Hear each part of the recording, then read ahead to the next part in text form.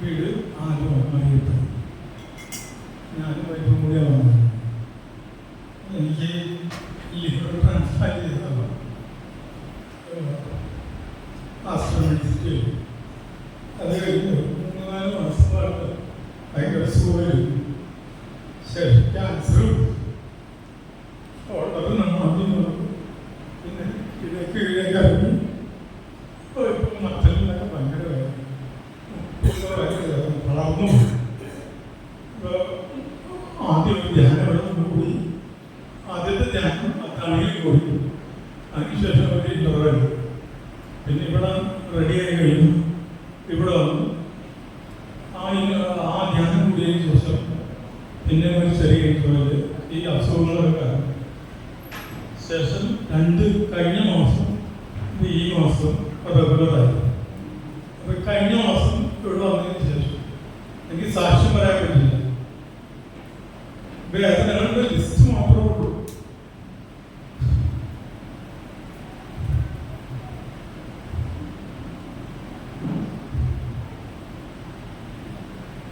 കുർബാന കഴിക്കുമ്പോ അച്ഛൻ പറയുന്നത് കുർബാനയുടെ ഇടക്ക് വെച്ചത് നിങ്ങൾക്ക് നിങ്ങളുടെ ആവശ്യങ്ങൾ പറഞ്ഞു. ആവശ്യത്തിൽ എത്ര കുറവുള്ളൂ. എന്തെങ്കിലും ഒരു കാര്യം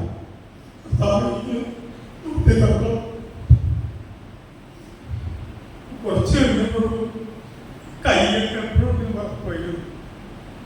ഒരു 3-4 മാസം കൈയൊക്കെ വരും.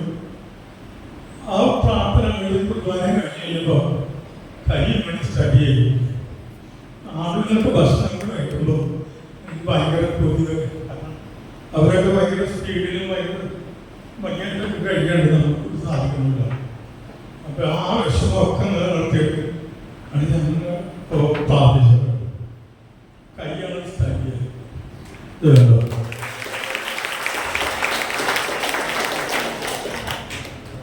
രണ്ടാമത്തെ പേര് ഇത് ഇവിടുന്ന് കിട്ടിയ ദാനമാണ്. ഇപ്പൊ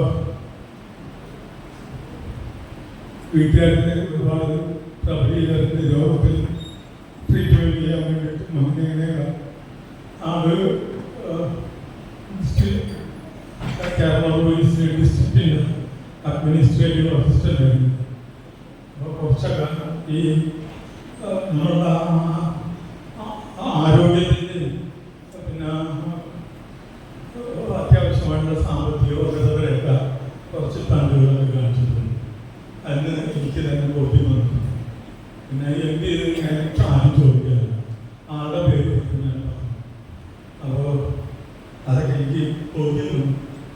അതൊന്നും വേണ്ടിയില്ല. കാരണം എൻ്റെ സ്വന്തമായിട്ട് തന്നെയാണ് ഒരു പെഗ് 1.5 പെഗ് ഇങ്ങനെ പറഞ്ഞാൽ സ്ത്രീകളുടെ കൈയൊക്കെ പുരുഷന്മാർക്ക് കഴിയാൻ കഴിക്കാറുണ്ടായിരുന്നു.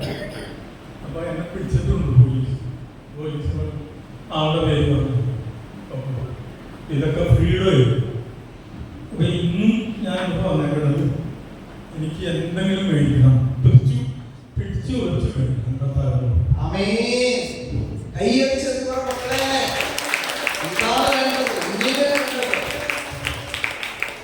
എല്ലാം കൂടി വേണ്ട ഒരു പറഞ്ഞു.